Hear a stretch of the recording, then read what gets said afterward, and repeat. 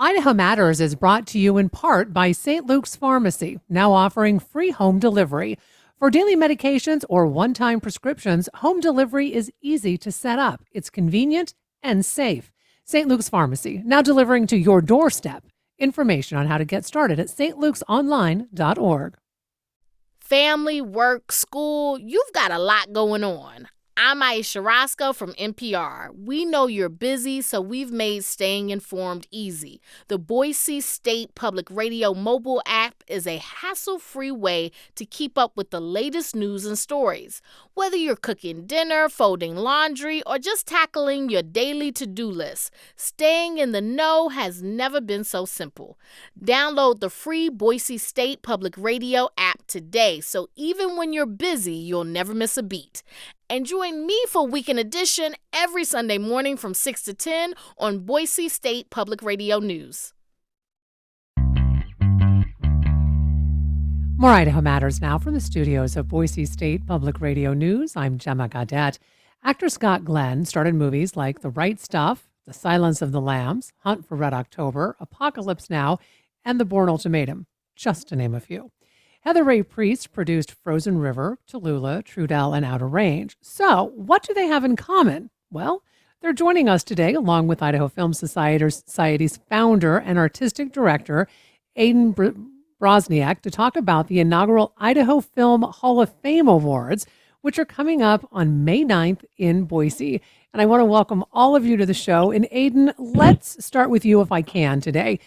Can you remind us about the Idaho Film Society and what you do? Hi, Gemma. Thanks for having us on. The Idaho Film Society is a hub for filmmakers and film lovers. We're trying to build the next great, generation of artists and making sure that we have a space for art and craftspeople to continue working in Idaho and really kind of build out the infrastructure for a thriving film scene.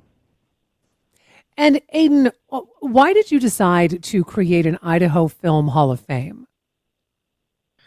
One of our great mentors, the Austin Film Society, they had really kind of taken us under their wing and showed us how they've built a grassroots film economy from the ground up. And in that process, they had created the Texas Film Hall of Fame, a way to honor Texas filmmakers and really bring awareness to storytelling in their state. And when we were talking about how can we expand visibility and access, building our version of the Idaho Film Hall of Fame made a lot of sense. So Scott, you've starred in movies, as I mentioned, like The Right Stuff, The Silence of the Lambs, Hunt for Red October. However, you always seem to come home to Sun Valley. What is it about Idaho that continues to draw you here? My wife and I moved up here 48 years ago. She's a world-class potter, and we came up for a invitation-only pottery workshop. And we have been living in L.A. I went on an expedition into the Bighorn Crags with a guy named Eric Ryback, and I can't remember, it was about 6 or 7 other people. It was a 12-day trek into the crags where no internal combustion is allowed. And I just fell in love with the country again. I remember driving back from the crags into Ketchum. I felt like I was driving into downtown Manhattan. It felt so crowded. After we finished the workshop, we went back to L.A., and I realized that for me, Los Angeles was killing my dreams as an actor. I was turning into some kind of a second-rate show business politician. By that I mean, what am I up for? What's my billing? What openings can I go to, as opposed to what makes this character tick? So, not really knowing what my future is going to be, I said, why don't we go back to Ketchum, and I'll do Shakespeare in the Park in Boise if I can, or whatever. But I want to live where our 2 daughters can grow up healthy and happy. And as luck would have it, shortly after moving up here, I got one movie after another. And the second movie, the director told me if I did it, I'd never have to audition again as long as I lived. It would change my life. I didn't believe him, but he told me the truth. And I did that movie, finished it, and I've been here ever since. What was the movie? Urban Cowboy.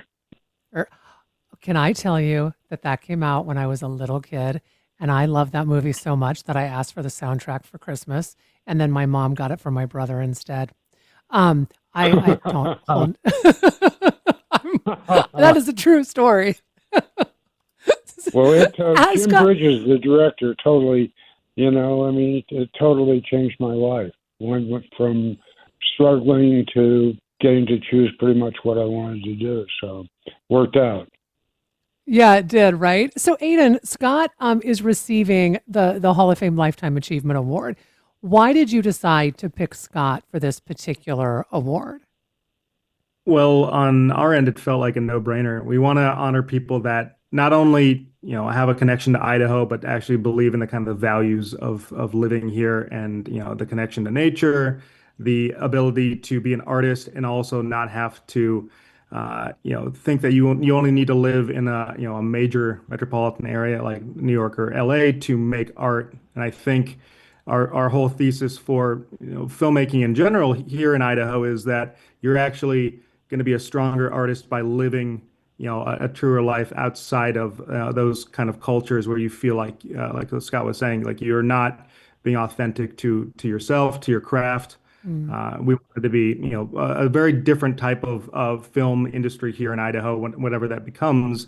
And it's about, I think, the artists and focusing on, the way that they want to create art.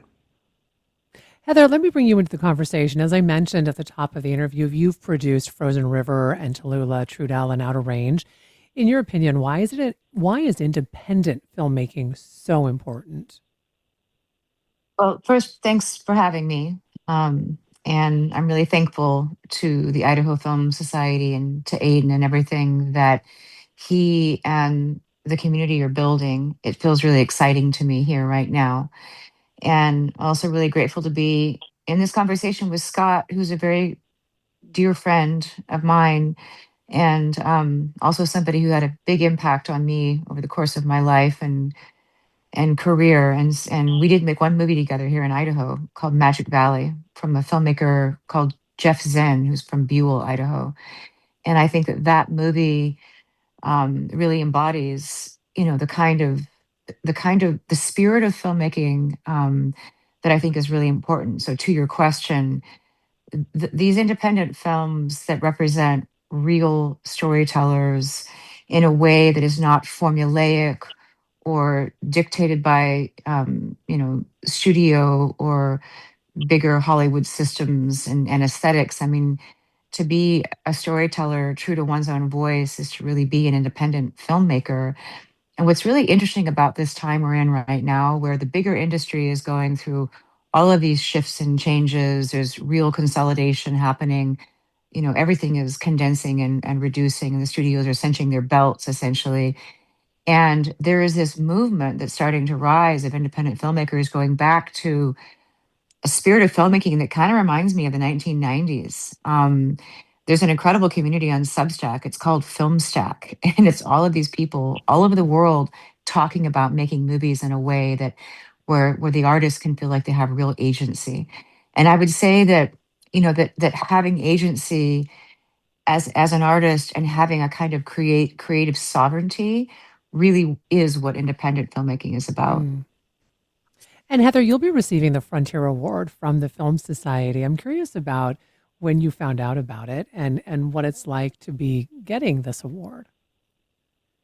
I'm really honored. I mean, I was so excited to hear about the Hall of Fame, and then when Aiden and the Film Society board had reached out about having this honor, and it's kind of cool because I've always thought about the frontier in a way that it represents this kind of independent spirit. And my family, my paternal family, my father's side of the family was a part of the people coming into this region in both Idaho and Utah since really in the mid 1800s. And so this legacy of what happened and the way in which the American West, it was a collision of cultures, and it wasn't, it's a wrought history. It's a complicated history, but there is something about the American West that I really love. And Mhm. I love being from Idaho. I'm very proud to be from Idaho. And even for all the years that I've had to go live in California or other places and work other places, if anyone ever asks where I'm from, I always say that I'm from Idaho because I am. Hmm. And so the Frontier Award in some way is like, I just love it. I think it's kind of great. And, I'm really thankful. Mhm. Scott, as I mentioned, you're receiving the Lifetime Achievement Award, and you have had such an incredible career. What is it like for you to be, I mean, the first recipient of this Lifetime Achievement Award from the Idaho Film Society? Really honored. Don't think I deserve it. Uh, I've been so lucky in my life, uh, but I'll take it anyway. Feels good. And Aiden, talk a little bit about why Heather was chosen for the Frontier Award. I mean, I can talk to you about why all of our honorees were picked. It's because they're artists, but they're also, I think, great people. They're down to earth people. I think there's a big misconception that if you work in film, you have to be this big, audacious personality. You can be an artist, and you can also have, a grounded lifestyle. And I think that's what separates a lot of artists, especially Mhm. in Idaho, from I think maybe other markets, is that I think people here are very down to earth and great creatives, and you can approach them and have a conversation, and they're just great people across the board. So, Aiden, as you mentioned, you'll be recognizing other folks at the award ceremony in May. Who else will be recognized? We have, well, Scott, Heather, Michael Hoffman, the amazing writer and director. He is getting our Vision Award for helping, co-found the Shakespeare Festival. Founded the Oxford Film Society with Hugh Grant. Has been making films internationally for the past, 15 years, and has got a great storied career. We have Amy Guile with Silver Draft for supercomputing. Her technologies are helping power the volume and virtual productions using technology to help, create jobs in Idaho. And then we have Lars Larson, who is a stop motion animation professional. He worked on films such as Coraline, Kubo and the Two Strings, and won an Academy Award for Guillermo del Toro's Pinocchio. So he is here working and teaching we're giving him the award for education because he's been helping in Treasure Valley and helping students in workshops and learning the art and the craft of stop motion. And Aiden, I do want to talk about the fact that the awards will also be doubling as a fundraiser. Can you talk a little bit about that? And does the money from the ticket sales go back into the society? Like, how does all of that work? Yeah, this is a fundraiser. We're putting the money back, into the community for workshops, for making events for filmmakers to come and shadow. We've done a couple projects where we've had filmmakers and students come out and work together. So all of this is going for building a larger job pool for Idahoans and not trying to get productions when they come here to outsource to other states. Hire locally and retain our talent so that we don't lose them to the bigger markets. And Aiden, you guys have a great space. For folks who aren't familiar or aware, talk to us about the space that you have right in downtown Boise. Yeah, well, I think as a film society, we're also big fans of preservation. We love older buildings. We love giving new life and breathing new life into film and also into our location. So we are in the 1960s former Greyhound bus station, downtown Boise. It's a 10,000 square foot facility that we have converted into, a theater, a movie theater, workshop space for filmmakers, a production soundstage, and a gear rental facility. So trying to really bring, a hub to Boise and say we're available for the community, and we're also here to help, get projects off the ground. And for folks who might be interested in the awards ceremony on May 9th, I mean, Aiden, can folks still get tickets to it? We have a couple left. I think last time I checked, we have 25 seats left, so it's going Oh, pretty quick. If you do want them, I think all of our tables are sold out, but we do have a couple individual, like Oscar style, seats that you can pick up. well, I want to thank all of you so much for taking time out of your busy schedules to come on and talk with us. Congratulations, Scott and Heather, for these awards.